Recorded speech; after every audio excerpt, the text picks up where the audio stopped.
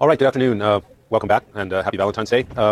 This is Lecture 9 of Legal Studies 160, Punishment, Culture, and Society. Last week we were finishing our analysis of the execution ritual as it developed and flourished for a time in early modern to the threshold of modern Europe. And our last lecture on Thursday, we began to look at sort of the crisis that began to unfold around the scaffold. And it's, I think, perhaps a bit too extreme or too... it's a bit of an exaggeration, if you will, to speak of a crisis of the scaffold. If we study, for instance, the English practice, and there's some numbers in the slides I showed you last time, the numbers of executions keep going up toward the end of the 18th century and for the first couple of decades of the 19th century until they go down quite dramatically in the 1830s when Parliament eliminated a great many capital statutes. Similarly in the US, although obviously we have many different state jurisdictions. It's hard to say at any one moment that the execution ritual had become insufferable, unacceptable. Yes, there were riots sometimes, there was certain disorder associated with it, and that may have added to the sense among political elites that it was a problem that needed to be looked to. But again, it's hard to say when you get into the historical details that the execution ritual had become unsustainable. What we can say, and I did try to make this point last time, is that we can see reasons why political elites may have viewed themselves as needing the death penalty less, a political structure less dependent on royalty and its quasi-mystical, spectacular relationship to the physical bodies of subjects and monarchs, needed a little bit less perhaps the symbolic torture of the condemned man as a sort of symbolic enemy of the king. As you move to a political structure of parties and interest groups and essentially large-scale economic and social interests, in some ways you don't need the kind of mystical terrorism associated with the regime. From a more Marxist point of view, we might observe that although England in the first third of the 19th century has not become markedly more egalitarian, in some ways they're over the worst of the displacement of the birth of capitalism. The clearances of people from the countryside have gone a long way by then. There's a kind of if you will, a stabilization to some extent, and there may be less perceived need by elites to use the scaffold as a tool of managing class relations, which we saw was an important component. All of that, it seems to me, there's good support for, and it helps explain perhaps why the execution ritual was given up. That is why these are, after all, this is not a democracy. This is not a choice of popular vote. It is a choice, whether we're talking about England or the United States at this time, largely about a small class of political elites. So it's perhaps important to understand why they were less wedded to the execution ritual. But we still need to understand something more to figure out why they would go to such great lengths to change their whole approach to punishment. So in a 50-year period, you go from a regime largely based on scaffold executions of a handful of people and a symbolic punishment of a larger number and a lot of people who you don't do anything with, who are essentially given a warning and a promise for harsh punishment if they come back, to a system which we'll begin to study after the midterm based on incarceration, jails, and prisons. As you can imagine, this takes a huge investment in both economic capital but also political and social capital. So to understand what would lead to such a change, we need to have more than an account of why the system was ready to give up on or let go of executions. We need to know a little bit more about what made them positively desire something new. What was it about the execution ritual that came to seem troubling and distasteful to at least the political elites of European and European satellite societies? Now, just to get a sense again of the period of time we're talking about, and again, it's not an overnight change, but in as late as 1775, certainly you could hang, as I put it here, based on some of the studies, you could easily hang a 16-year-old boy, typically could be a girl, for arson or even a more minor offense, without any real substantial resistance. I mean, yes, some people would say that's a pity. Obviously, his parents would be terribly upset and his close relatives, but nobody found that unacceptable or something to directly resist in the form of a riot. It didn't seem to anybody to really be very much of a big deal. By 1825, more or less 50 years later, the death penalty has been reduced all over Europe and in North America to murder, basically the only crime to which it's available. And even there, well, murder and treason. And even there, even within that more delimited jurisdiction, there's a huge debate about whether that's moral at all. More or less the kind of debate we have even today about whether the death penalty for murder is appropriate, just, acceptable, is pretty much in place, most of its terms, by 1825. So this is a big change. Again, it doesn't happen overnight. It happens over 75, 50 years. And in many ways, we are still experiencing the longer-term pattern of change. And we won't go through all of these steps, but this is, in a sense, the way historians look at the long-term decline of the death penalty.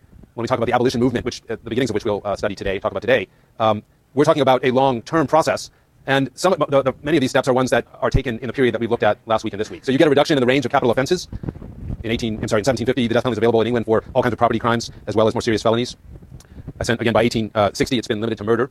You get the abolition of aggravated death sentences.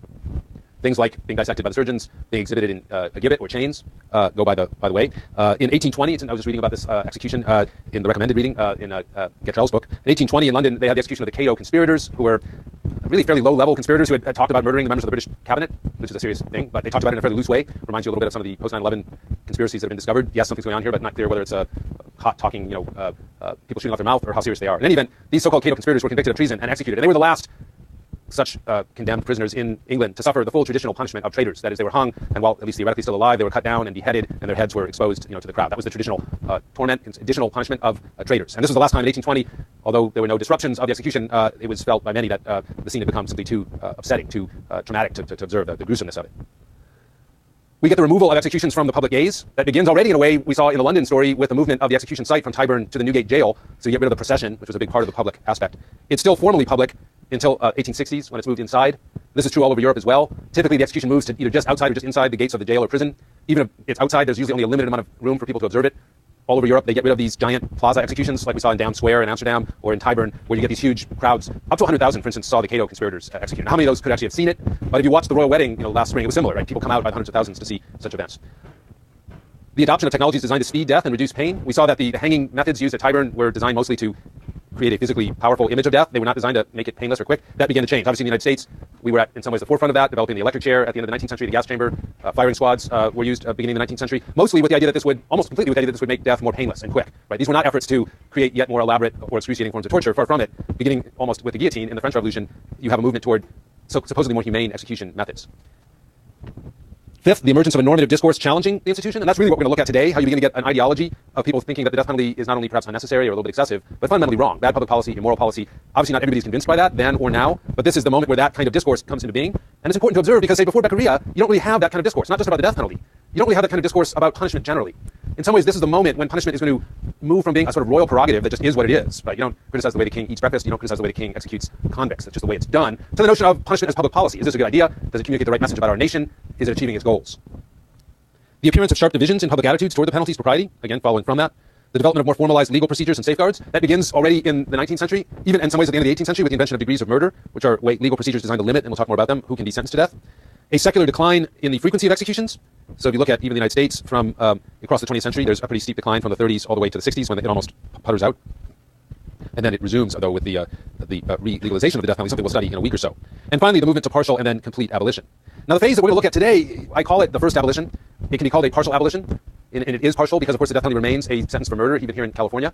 But at the same time, as I hope to convince you before the end of today, it's a big, big part of the whole. That is, the first abolition is much more than just part of the story in the sense that you go from the death penalty as a fairly large-scale available punishment for a lot of crimes to a very narrowly defined, largely symbolic role for the death penalty. And that is a huge change, one that sometimes doesn't get its due as a big change because you think, well, the death penalty is still around. And you'll talk to people on campus or your relatives about the death penalty, and hopefully by now you will be in a position to correct them if they assume that the death penalty today has any but the most superficial resemblance to the death penalty in the historical period we looked at. Clearly, while the death penalty survives, it survives in a very residual form. Now, what explains that survival, why it survives here but not in Europe, why it seems to be doing better in Asia than it does in, say, Europe and North America, those are questions that we will take up before we're finished with this segment, but not today. So these are the questions I sort of want to focus on for the remainder of today. How did the hanging regime, and beyond England and the United States, the capital punishment on a scaffold regime more generally, come to seem unacceptable as a central form of punishment? Second, what assumptions about punishment can be said to have been established by the widespread repudiation of the old regime? In other words, if instead of looking at the first abolition movement, the partial abolition that we'll be talking about today, as a failed attempt to abolish the death penalty completely, if you look at it instead as a very successful revolution in fundamental attitudes about punishment and what it should do and what its limits are, then we can see not only why the death penalty does survive in some places in a very residual form, but also some of the defining features of what punishments must be like in order to meet the criteria that this movement against the death penalty helped to produce as a broader cultural basis for thinking about punishment. And finally, and related to that, the way I put it here is how successful was the partial abolition of capital punishment? I've already given away the answer in the sense that I'm telling you it was very successful. It really changed things in a very enduring way. The question we maybe should ask is what made it successful and why has it been so hard to go much further than that, right? So by 1860, in Europe, in North America, you basically eliminated the death penalty down to just murder as the one crime. Treason, but treason is a very rare crime in any event, or rarely prosecuted at least. So you have the death penalty reduced to murder and treason by 1860, and that's more or less where it is now. In the United States, in these 33 states that have the death penalty, that's how it was in Europe until the 1970s. So you got a pretty robust story here. What made that so, you've got this rapid period of change in which you go from it's okay to hang a 16-year-old for theft to it may not be okay to hang a murderer. That's a quick change, it's a dramatic change. Why does it stop there? Why is that kind of a sweet spot, if you will, for this period of change to stabilize out in a way that has not left us even today? So let's talk about sort of the themes that help to produce this change in consciousness, or change in heart, if you will. I'm not arguing here that the death penalty is reduced mainly because or only because of changes in people's attitudes, but those attitudes, especially of political elites, clearly play an important role.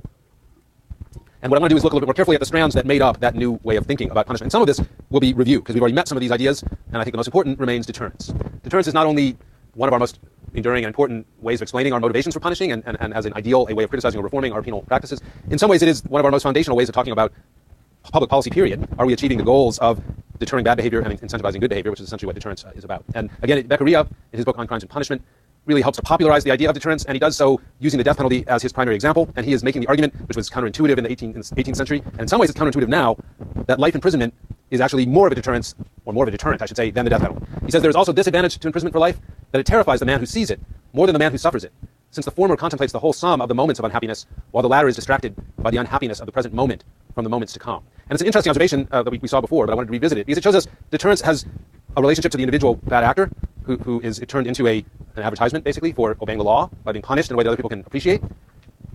But it also reflects this inherent intent to minimize the pain of even the offender, right? So that what makes the life imprisonment he's already offered some reasons to believe that it may terrify people more than watching somebody executed. But compared to being executed, which has got to be as bad for the person it happens to as the people watching it, life imprisonment isn't so bad, he seems to suggest, for the people experiencing it. Although notice, the reason it's not so bad is that their tendency to be overwhelmed by the staggering unhappiness of what they face is prevented by their being distracted by the more minor unhappiness of their present misery. So it's not exactly a great picture of what you are going to face as a prisoner. And one question I want to introduce here, because there's a tendency to view this moment of abolition as a moment when a certain kind of humanitarian mindset takes shape, a certain kind of sympathy for the prisoner, and indeed there's a lot to that.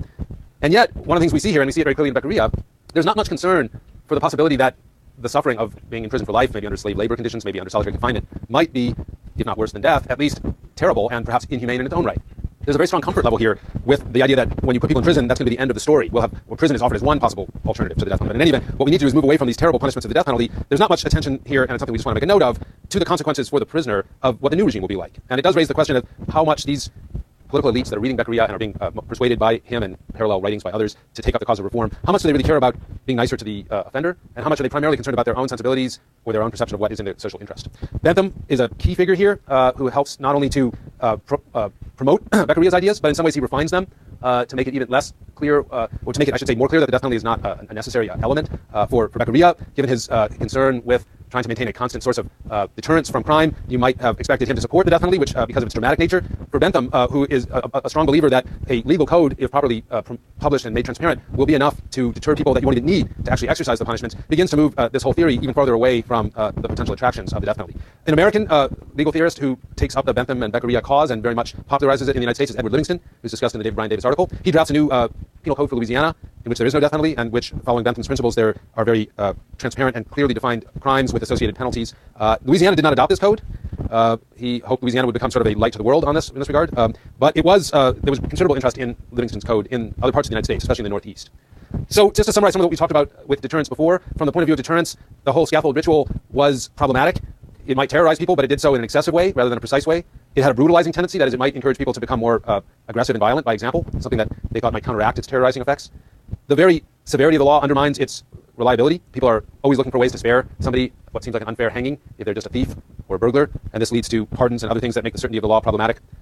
And finally, it's a system that depends on crime in order to promote law enforcement. In other words, the irony of the execution system is that it was a machinery that relied on criminal behavior to set it into motion. The only way you had an opportunity to sort of send your message to people that law must triumph is by somebody disobeying the law and then being crushed in a legal ritual, right? So in a disturbing way, it actually required its own violation in order to promote itself. Well, what deterrence seemed to offer was the idea of a law that operates automatically. When you see that sign saying, speeding fines doubled in construction zone, you don't have to watch somebody being, written up on the side of the road. You already slow down when you see that sign, at least for a few yards. And again, we'll take this up more when we think about how the new punishments were intended to realize this. But the goal was to make punishments that would closely conform to the nature of the offense so that you have a very tight relationship. And again, the scaffold ritual was a mess from that point of view because people were being hung or beheaded not just for murder, but for all kinds of crimes. So it made a mess of these distinctions. So from the logic of deterrence, you need to have a threat that will overcome the desire to commit the crime. That's a regular message that doesn't depend on actual crimes to be to happen. If you want to see a machine that works well like that, I've noticed these becoming more common, and I would suspect they work quite well. A lot of places now they have signs that don't just tell you what the speed limit is, but they actually start to, the light flashes and the speed limit blinks when you're going over it nearby. And while it doesn't automatically give you a ticket, as some will in Europe if you do that, I would bet anything that people do slow down when they see that. Other people can see your car and they can see that sign, and again, you can go out there and observe it to see if I'm right about this. But it's a good example of the kind of technologies that would advance deterrence. In the age of Bentham and Livingston, all they had was the printing press, so they wanted very clearly printed laws, and they didn't really even get that. I'll skip over another Beccaria quote. To take you briefly to Thomas Jefferson, obviously one of our founding founders, constitutional framers, revolutionary leaders of the United States, also the author of the revised penal code for Virginia, which again reflects the influence of these ideas. Jefferson writes, and it's in the Prolegomena, to what remained a fairly bloody code, did not eliminate the death penalty or limit it only to murder. He writes, and whereas the reformation of offenders, though an object worthy of the attention of the laws, is not affected at all by capital punishments, which exterminate instead of reforming, which also weaken the state by cutting off so many who, if reformed, might be restored, sound members to society, who even under a course of correction might be rendered useful in various labors for the public, and would be the living and long-continued spectacle to deter others from committing the like offenses.